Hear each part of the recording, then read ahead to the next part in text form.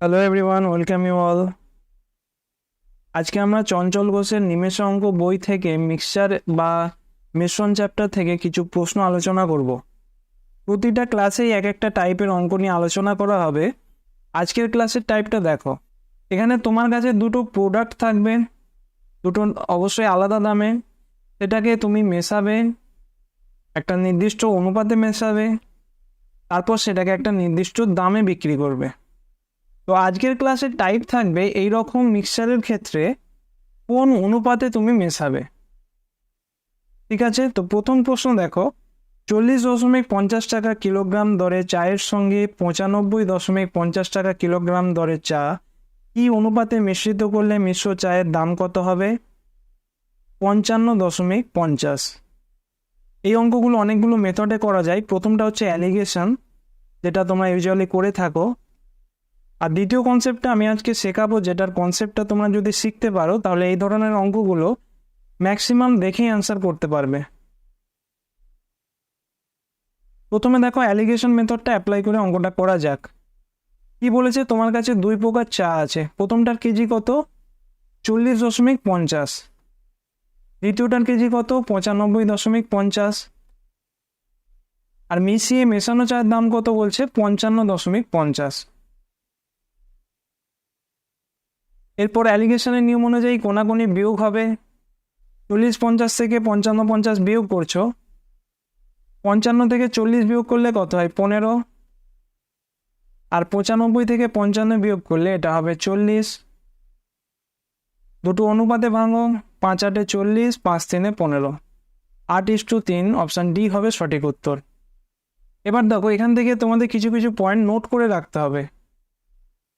যেমন প্রথমটা কি, যে যখনই এরকম অ্যালিগেশন করবে তোমাদের কিন্তু লক্ষ্য রাখতে হবে যে ইউনিটগুলো সেম আছে কিনা। যেমন এই অঙ্কের ক্ষেত্রে কি আছে দেখো, প্রতিটার কিন্তু সিপি করছে, অর্থাৎ ক্রয় মূল্য। 40.50 এটাও ক্রয় মূল্য, 95.50 এটাও ক্রয় মূল্য। আর মিশ্র চায়ের এখানে কিন্তু তোমাকে ক্রয় মূল্যই দেওয়া আছে। যদি বিক্রয় মূল্য দেওয়া থাকতো তাহলে তোমাকে আগে ক্রয় মূল্যে ট্রান্সফার করতে হতো।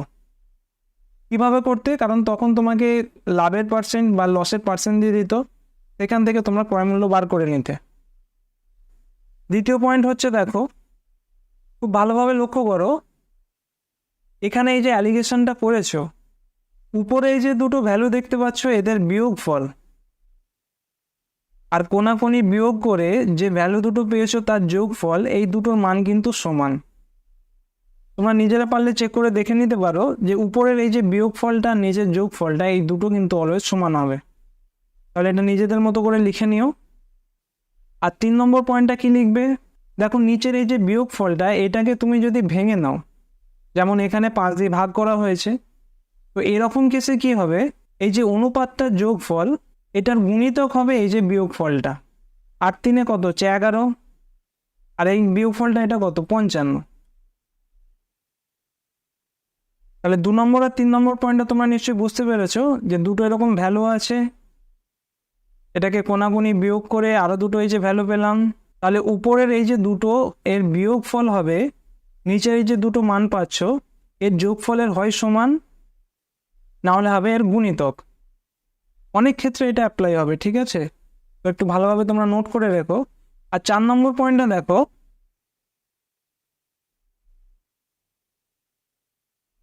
তোমাকে মিশ্রণের দাম এখানে কত বলেছে? 55.50। এই দামটা প্রথম মিশ্রণের যে দাম তার কাছাকাছি, না দ্বিতীয় মিশ্রণের যে দাম তার কাছাকাছি? দেখেই বুঝতে পারছো, যেহেতু 55 আছে, এটা 40-এর কাছাকাছি, কারণ 95 তো অনেকটা দূরে। তাহলে যেহেতু মিশ্রণের এই দাম প্রথম যে চাটা আছে তার দামের কাছাকাছি, তাহলে তুমি যে অনুপাতে মেশাচ্ছ তার প্রথম অনুপাতটা কিন্তু দ্বিতীয় অনুপাতের থেকে বেশি হবে। এটা কি বুঝতে পারলে? আমি কি বললাম? মিশ্রণের দামটা যে দামের কাছাকাছি হবে তার পাল্লা ভারী হবে, অর্থাৎ তার অনুপাতের মানটা বেশি হবে। যেমন এই প্রশ্নের ক্ষেত্রে দেখো, 55.50 এটা 40.50-এর কাছাকাছি, তাহলে প্রথম যে অনুপাতটা এর মানটা কিন্তু বেশি হবে। আশা করছি এই 4টে পয়েন্ট তোমরা বুঝতে পেরেছো। এরপরে দেখো এগুলো কিভাবে অ্যাপ্লাই করব। 2 নম্বর প্রশ্ন কি বলছে, 16.60 টাকা কিলোগ্রাম দরের চিনির সঙ্গে 16.45 টাকা কিলোগ্রাম দরের চিনি কি অনুপাতে মেশালে মিশ্র চিনির দাম হবে 16.54 টাকা। তো এটা প্রথম অঙ্কটার মতোই সেম, এটা তোমরা নিজেরা করার চেষ্টা করো।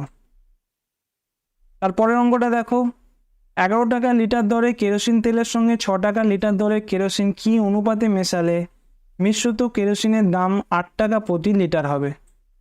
দেখো তোমাদের যে 4টে পয়েন্ট লেখালাম এখানে সেটা অ্যাপ্লাই করে দেখেই অ্যান্সার কিভাবে করা যায়। তোমার কাছে দুটো মিশ্রণ আছে, প্রথমটা কত 11 টাকা, দ্বিতীয়টা 6 টাকা।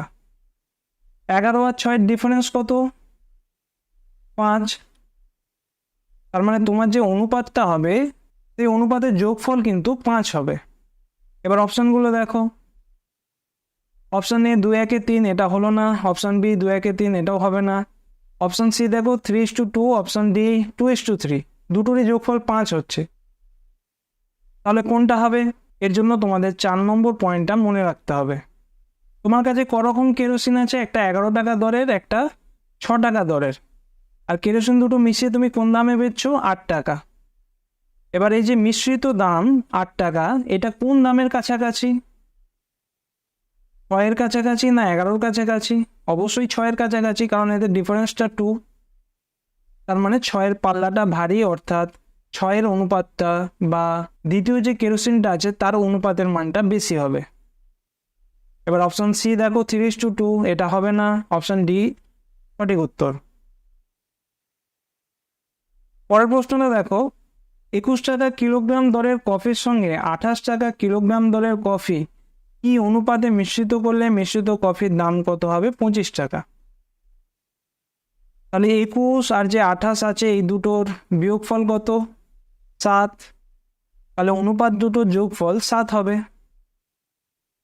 অপশান এ দেখো 4-3-7 হতে পারে, অপশান বি 4-5-9 এটা হলো না, অপশান সি 5-4-9 এটাও হলো না, অপশান ডি দেখো 3:4 আছে।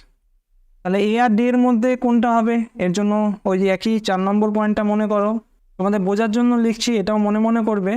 21 আর 28 দুটো টাইপের কফি আছে, তুমি বেচছো কতই 25 টাকাতে। তাহলে মিশ্রিত দামের যে মূল্য 25 টাকা, এটা কার কাছাকাছি? 21-এর সঙ্গে ডিফারেন্স কত 4, 28-এর সঙ্গে ডিফারেন্স 3, তাহলে মিশ্রিত কফির মূল্য এটা 28-এর দিকে আছে, তাহলে 28-এর পাল্লা ভারী, অর্থাৎ তুমি যে অনুপাতে মিশিয়েছ তাতে 2 নম্বর কফির অনুপাতের মানটা বেশি হবে। বুঝতে পারলে? এবার অপশান এ আর ডি দেখো 4:3 এটা হলো না, সঠিক উত্তর হবে অপশান ডি। পরের প্রশ্নটা দেখো, 72 টাকা কিলোগ্রাম দরের চিনির সঙ্গে 48 টাকা কিলোগ্রাম দরের চিনি কি অনুপাতে মিশ্রিত করলে 63 টাকা কিলোগ্রাম দরে বিক্রি করলে 1/6 লাভ হয়। প্রথমটা কি বলেছে? ক্রয় মূল্য 72 টাকা, দ্বিতীয়টা কত বলেছে 48 টাকা ক্রয় মূল্য, আর মিশ্রণের কি দিয়েছে বিক্রয় মূল্য দিয়েছে 63 টাকা। আর আমি প্রথমেই বলেছিলাম যদি বিক্রয় মূল্য দেয় তাহলে তোমাকে লাভ বা ক্ষতির হার দিয়ে দেবে। এখানে কত বলেছে 1/6 লাভ হয়। তো এখান থেকে তোমরা ডাইরেক্ট কিভাবে করবে? 1/6 লাভ মানে কি? 6 টাকাতে 1 টাকা লাভ, তো তার মানে কি বোঝাচ্ছে 6 টাকা যদি ক্রয় মূল্য হয় বিক্রয় মূল্য কত হবে 7 টাকা। এবার তোমাকে অঙ্কে কি দিয়েছে? বিক্রয় মূল্যের মান 63, অর্থাৎ 7-এর ভ্যালুটা কত দিয়েছে 63, কত গুণ 9 গুণ, তাহলে 6-এর ভ্যালু কত হবে 6-9 54, অর্থাৎ মিশ্রণের দাম তুমি কত পেলে 54 টাকা।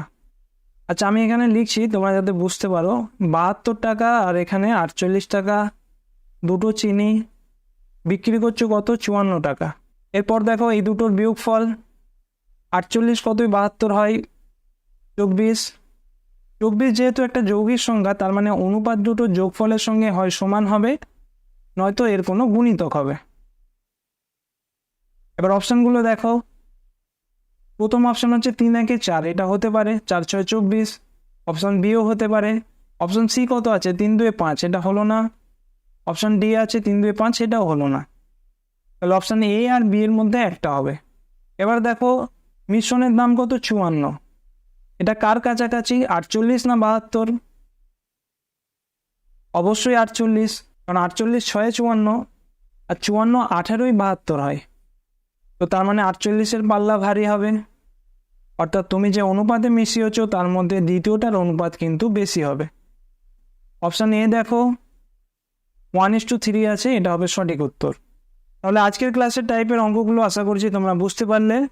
যে 4টে পয়েন্ট তোমরা লিখেছো ওগুলো একটু ভালোভাবে প্র্যাকটিস করো, কারণ এই কনসেপ্টটা যদি তোমাদের জানা থাকে তাহলে ম্যাক্সিমাম অঙ্ক কিন্তু দেখে অ্যান্সার করা যায়। দেখো প্রশ্ন যদি এরকম দশমিক দিয়ে দেয় তাহলে তোমরা চেষ্টা করবে অ্যালিগেশন মেথডটা অ্যাপ্লাই করার, কারণ ওখানে তোমাদের মিস্টেক হয়ে যাওয়ার সম্ভাবনা থাকে। আর যখন এরকম অ্যাবসলিউট ভ্যালু দিয়ে দেবে তখন চেষ্টা করবে এই মেথডটা অ্যাপ্লাই করার। 2 নম্বর অঙ্কটা তোমাদের হোমওয়ার্ক দিয়েছিলাম, এটা কত অ্যান্সার হয়েছে কমেন্ট সেকশনে জানাবে। এর পরের ক্লাসে আমরা মিশ্রণ থেকে আরও একটি টাইপের অঙ্ক দেখব। Thank you.